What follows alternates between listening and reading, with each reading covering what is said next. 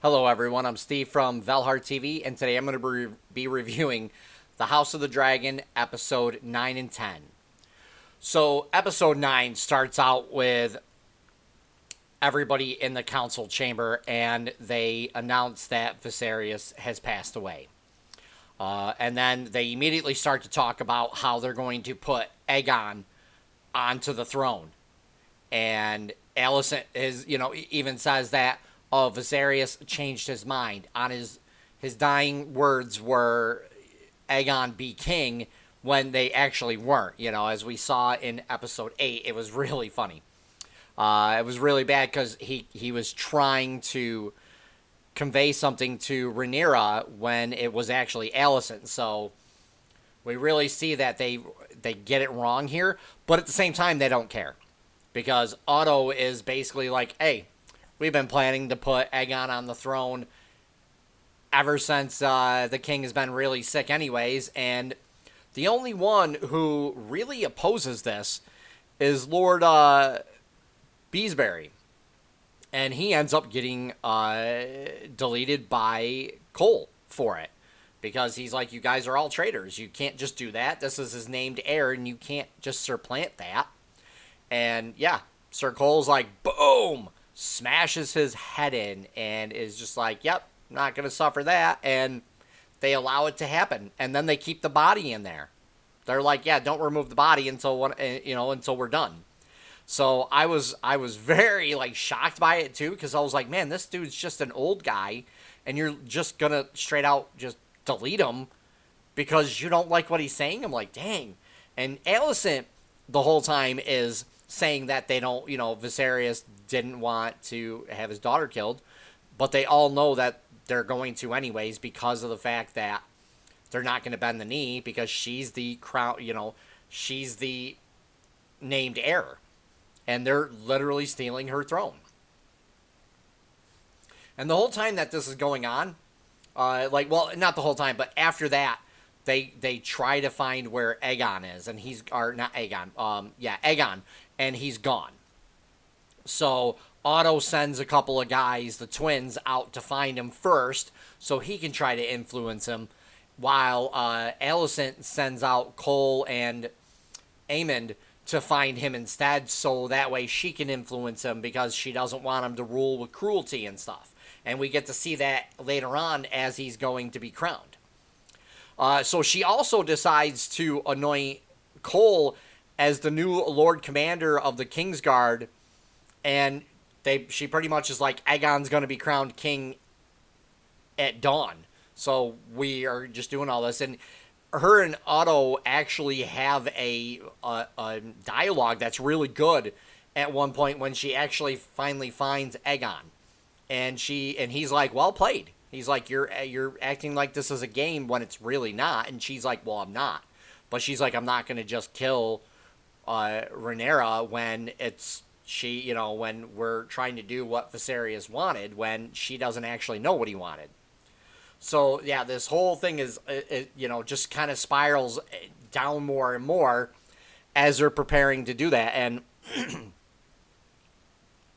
the ending where we see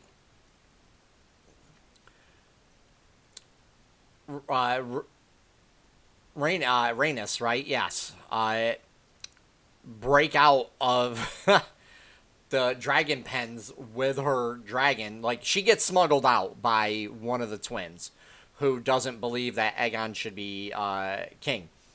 And she gets smuggled out, but she ends up getting into the crowd that goes into the big septum there, or the big hall for the coronations. And she ends up sneaking down to the dragon pits where she knows her dragon is, and she busts out of it. And she does have the chance to wipe out the entire Hightower line, including the king and his brother and family. But she doesn't, because it's a big no-no. As we saw in Game of Thrones with Jaime Lannister, he was dubbed the Kingslayer, and that's a big no. No, you don't do that, So she wasn't going to do it, because it also wasn't her war to really start like that, even though she could have really ended it. So even I was like, what, you should have ended it. I mean, this would have just been everything, and would have, I mean, what would she had, mattered, because he wasn't really the king. And like this whole thing was actually just fantastic, because as we're going through too, we do get to see what kind of person Aegon is, and there's like pits where children fight each other, and they see a white-haired child sitting in the corner watching these fights, being prepared to do the same thing, and we see that it's one of Aegon's children. So I assume that there's more children out there that he's sired, with girls all over the city. And this is just one of them that we get to see, and that's how we can really see that he's not going to be a really good king. And when they do, like when Cole and Aemon do find him, he even says, "Let me go. I'm not going to be a good king. I'm not going to be prepared to rule." And Aemon is like, "You're going to get no argument from me," but he won't let him go, because it's his duty to bring him back. He has to abide by this, because he can't just let him go, even though I think he should. But yeah, we really get to see all this stuff and especially in this episode. And there's a big ceremony too for the whole coronation in front of all of like King's Landing, basically anybody they can round up. And that's again when Rhaenys busts out with the dragon, then just takes off to warn Rhaenyra. And that jumps us into episode 10, where we see her land there and then tell her and Damian about Viserys's, passing. And even Damian's like, "How'd he die?" She's like, "I can't say. I was locked up as a prisoner." And he's like, "Well, then how are you out? You must have sided with them." And even Rhaenyra is like, "Yeah, you must have sided." And she's like, "No, I was smuggled out, and I'm here now to warn you." And Damian is like, "All right, let's prepare for war." Just like every other man in every show is like, "Yeah, let's just go to war and just kill, like delete everybody." But Rhaenyra is the one who, they even talk about it later on in the episode, where she's the one who's like, "I don't want to go to war and have to rule over ash and bone, I don't want to have to do this. I want to find a different way." While everybody else in the whole, throughout the whole episode is literally clamoring for her just to go to war. And how does Damian prepare? The Greens are coming for Rhaenyra, and you should leave at once, she pleads.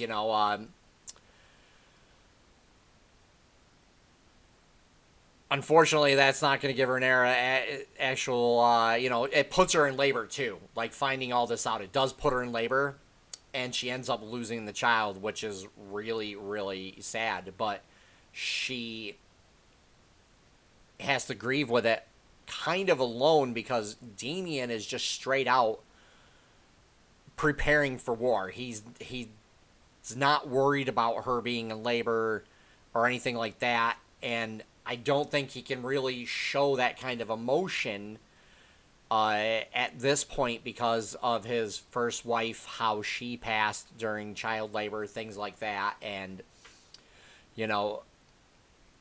we have Jason Luke, who are brought before Rhaenyra as she reveals what's happened, and she's like, "I'm now the heir, and everybody has to obey what I say, and until I'm able to, get out of bed, basically, after all of this," that she does not want anybody doing anything. But Damian continues to go through, and he's like, "Send ravens out to all our allies." He's like, "I want to know who's our ally," and he's like, "I want our allies ready," and stuff. So we get to really see that as well. And then we get Otto Hightower's personal, he personally delivers the message of the new king being crowned, and that he has terms of her bending the knee. She'll get to keep Dragonstone. Uh, Everybody else will get lands, titles, things like that if they bend the knee to Aegon. Because the king said he wanted him as king, and they all know it's not true. And Damien is pretty much going to take off his head, and Rhaenyra stops it, and she's like, I'll send my reply in like a day or two. And we see Damien is so not happy. And then when Rhaenyra actually talks about the song of Ice and Fire, Damien grabs her by the neck and he starts choking her. And she finally realizes that he was never told anything about any of this because he was never the heir. And, Viserys was kept that secret to pass down to the next king, or king, or in this case, queen.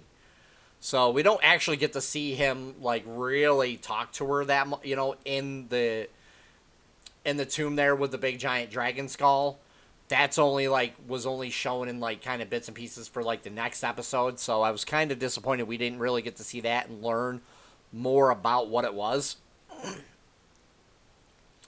And we end up seeing that Corlys ends up living, and he's done with the Iron Throne, and he finds out that his brother was too greedy and wanted the Iron Throne because he called out the legitimacy of Rhaenyra's children being their actual grandchildren, and everybody's blind to it. It's kind of sad, and yeah, it's definitely sad that, you can definitely see that these kids are not Viserions.